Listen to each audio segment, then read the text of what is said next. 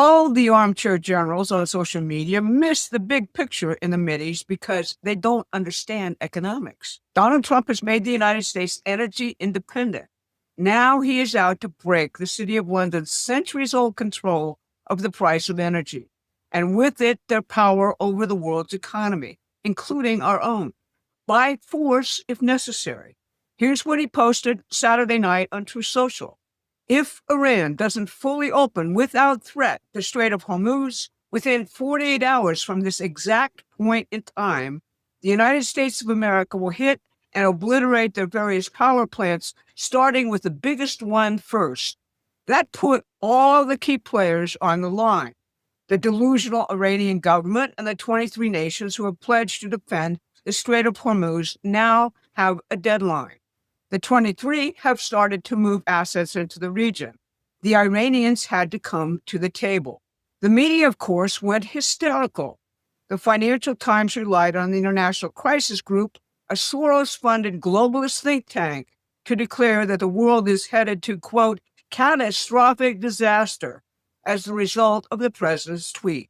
This morning, he announced that Iran was at the table and productively negotiated. He extended the deadline by 5 days.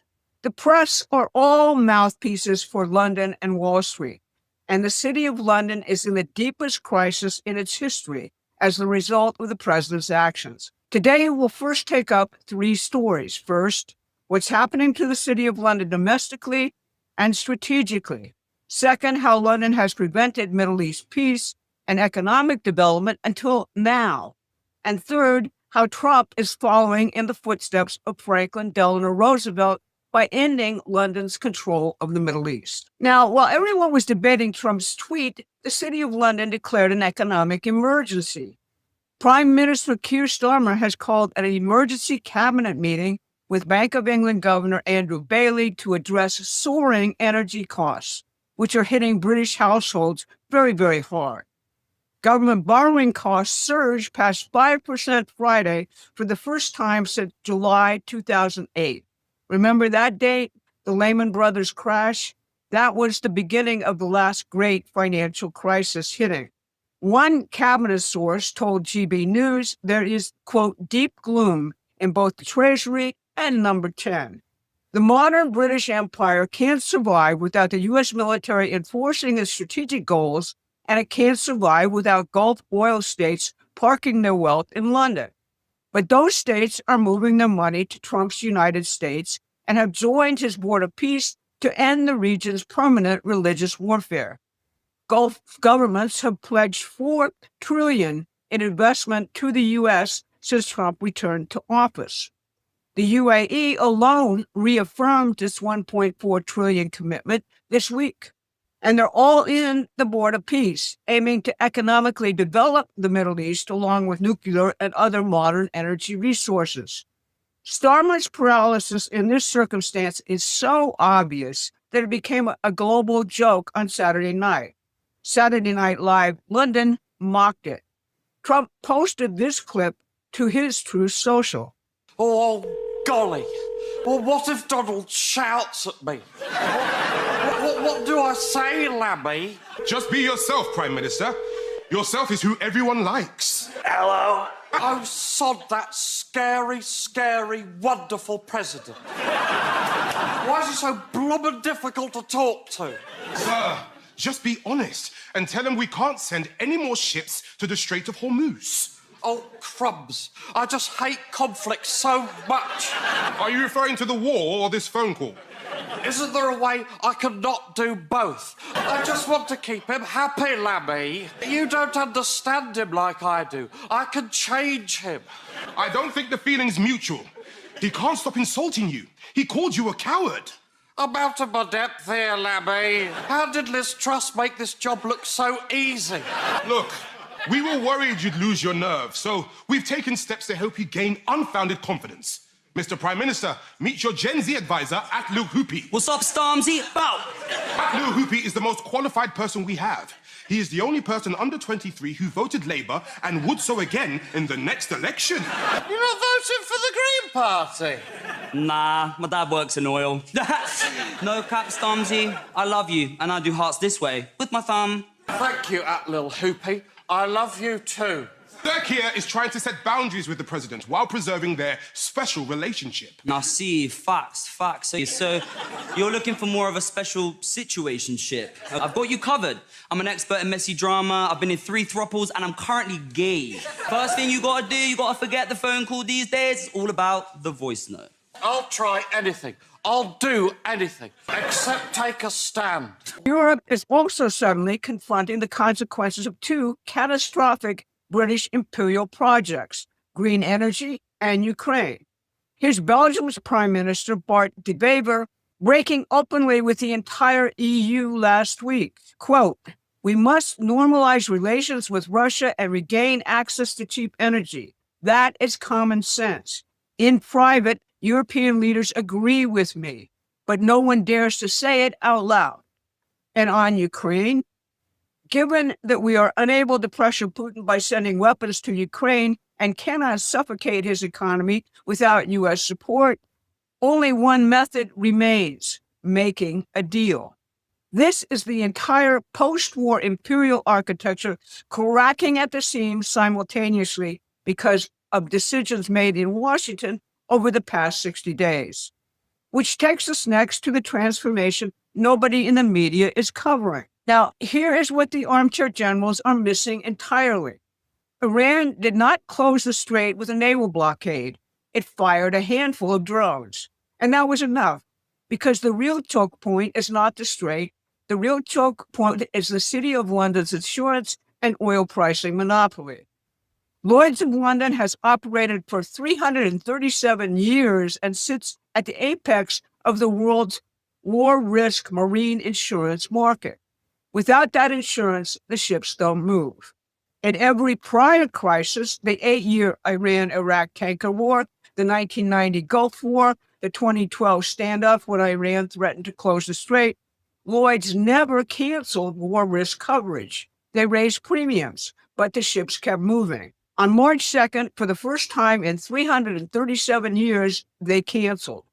Strait traffic collapsed 81% in a week. And Chatham House, the City of London's own imperial foreign policy think tank, tells us why.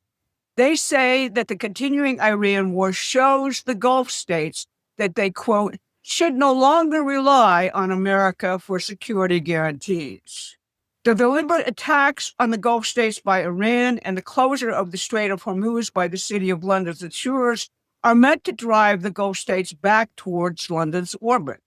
They're also an obvious economic attack on the president's economic progress here at home ahead of the critical midterm elections.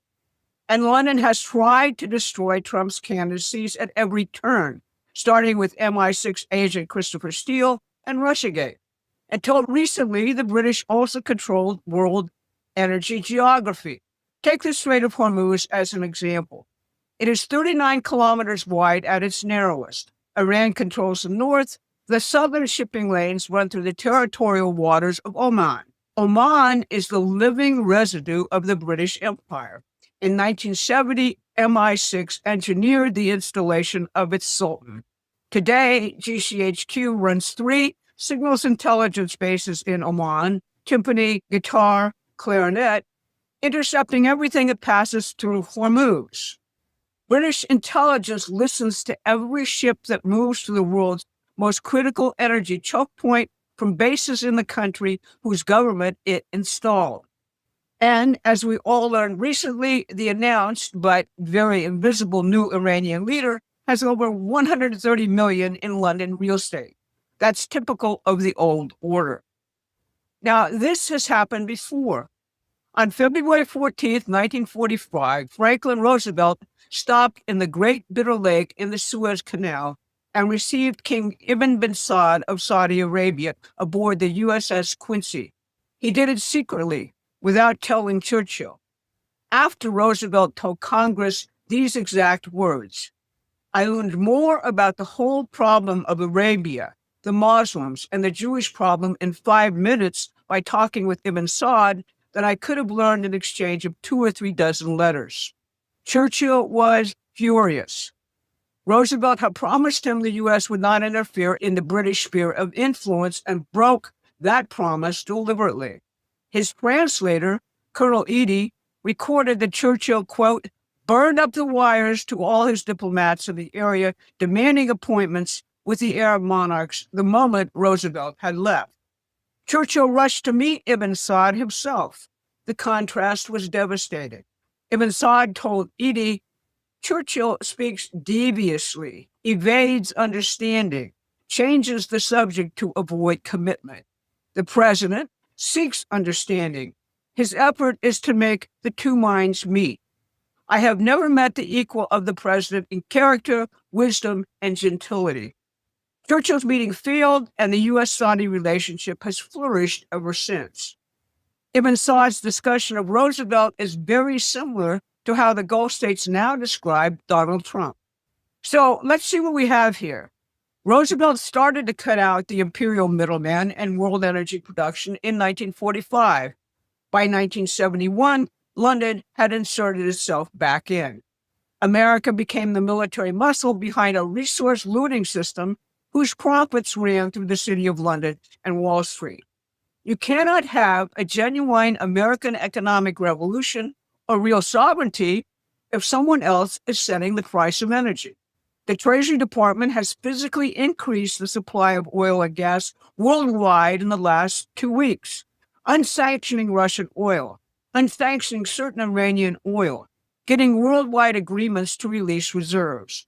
Not only that, Iran is allowing tankers through the strait for India, China, and Japan, Iran's main customers.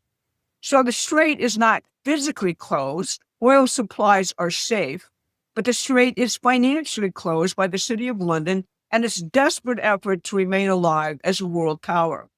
We don't know the outcome because it is a war, and the Psy war is running at a higher level than I've ever seen it. But we can know the principles the president is fighting for, and those principles make this a just war, which we have to win. This has been your Monday Update. Thanks for listening.